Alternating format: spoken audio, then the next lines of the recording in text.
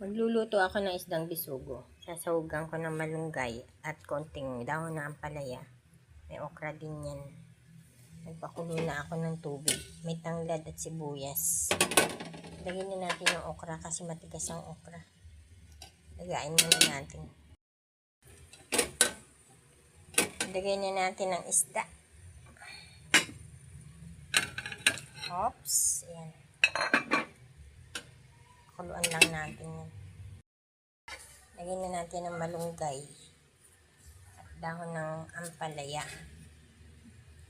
Yan, huwag natin haluin para hindi pumait ang ampalaya.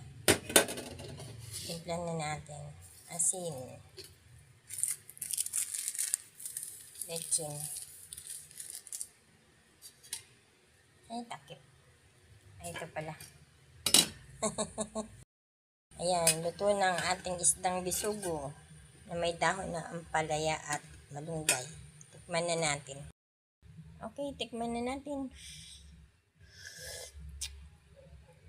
Grabe, ang sarap. Ang sarap ng sabaw. Yun lang, bye-bye.